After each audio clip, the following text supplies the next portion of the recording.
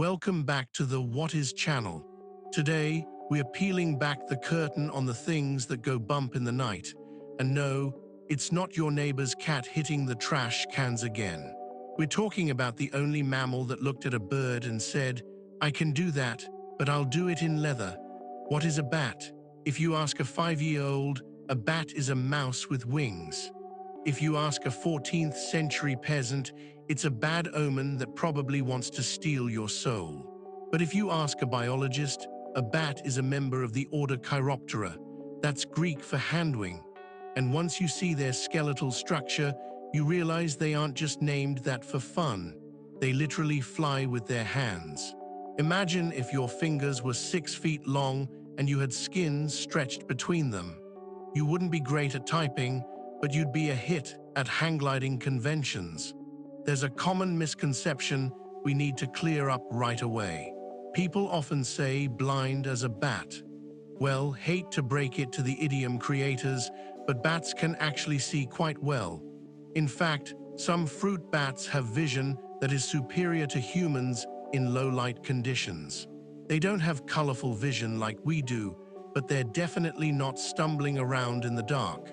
So, why do they use echolocation? Because when you're chasing a mosquito that's moving like a caffeinated ninja in pitch-black darkness, even 20/20 vision isn't enough.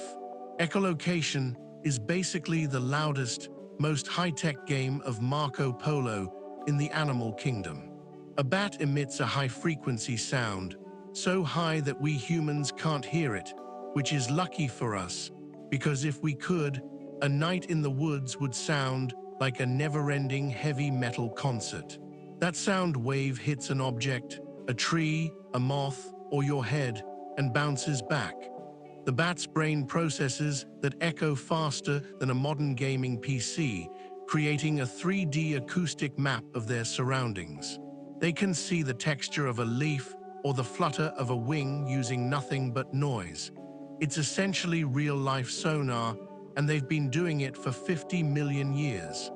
Now, let's talk diversity. There are over 1,400 species of bats. That means 1 out of every 5 mammal species on Earth is a bat. They are everywhere, except for the extreme polar regions. If you're in Antarctica, you're safe from bats, but you have other problems, mostly the freezing to death part.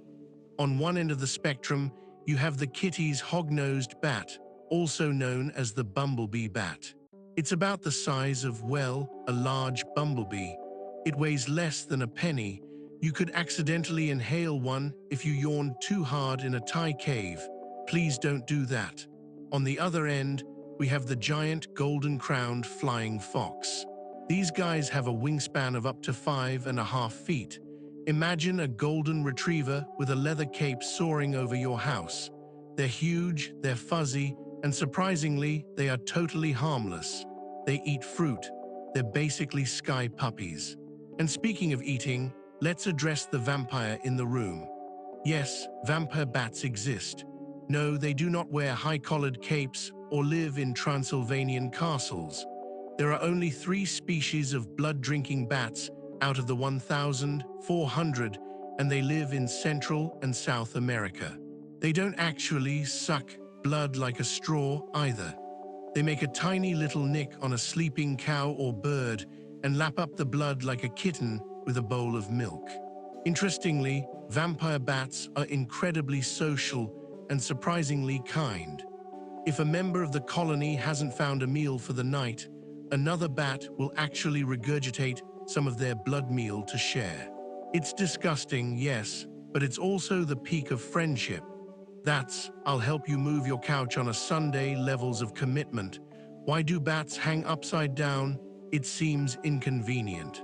If humans tried to sleep like that, we'd wake up with the world's worst headache and a very confused chiropractor. But for bats, it's a stroke of evolutionary genius. First, it's about the takeoff. Unlike birds, most bats can't just launch themselves into the air from the ground. Their hind legs are too weak to build up the necessary speed for liftoff. By hanging upside down, they can simply let go, fall a few feet, and use gravity to transition into flight. It's basically a base jump, but every single time you want to go to the grocery store. Second, they have a specialized tendon in their feet. While humans have to use muscle power to grip something, a bat's feet are the opposite. Their relaxed position is a clenched fist. They don't have to exert any energy to hang. In fact, they have to use energy to let go. A bat could literally die of old age while hanging there and stay put for days. That's a level of clinging on we usually only see in people who won't admit their favorite TV show got cancelled 4 years ago. Beyond the cool factor, bats are the unsung heroes of our economy and our dinner tables. If you like margaritas, thank a bat. The agave plant, which is used to make tequila, relies almost entirely on bats for pollination. They stick their long snout into the flower, get covered in pollen like they've been eating powdered donuts, and carry it to the next plant. They're also the world's best pest control. A single little brown bat can eat up to 1,200 mosquito-sized insects in just 1 hour. Multiply that by a colony of millions, like the one at Bracken Cave in Texas, and you're talking about tons, literal tons, of insects destroyed every single night. Without bats, our farmers would have to use significantly more pesticides, and your summer barbecue would be a bloodbath of mosquito bites. Unfortunately, life isn't all fruit and mosquitoes for our winged friends. Bats are currently facing some serious threats. One of the most devastating is white nose syndrome, a fungal disease that has wiped out millions of bats in North America.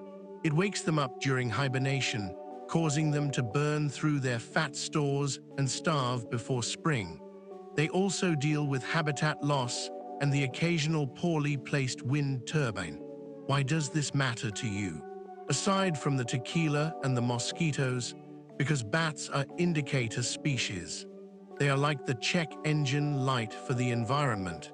When bat populations struggle, it usually means the entire local ecosystem is in trouble. So what have we learned? Bats aren't blind, they aren't birds, and they aren't interested in biting your neck, unless you happen to be a very large, slow-moving cow. They are sophisticated, acoustic mapping, upside-down sleeping, pest controlling, tequila-making mammals that just happen to enjoy the night shift. The next time you see a dark shape fluttering across the moon, don't scream and run inside. Just give a little nod of thanks for the fact that you aren't currently being eaten by 40,000 mosquitoes. Thanks for watching this episode of What Is. If you enjoyed diving into the dark with us, make sure to hit that like button. It helps the YouTube algorithm find us, much like a bat finds a moth in the dark. Don't forget to subscribe and hit the bell icon so you never miss an explanation of the world's most fascinating things. Have a topic you're curious about? Drop it in the comments below, and we might just feature it in a future video. Stay curious, and we'll see you in the next one.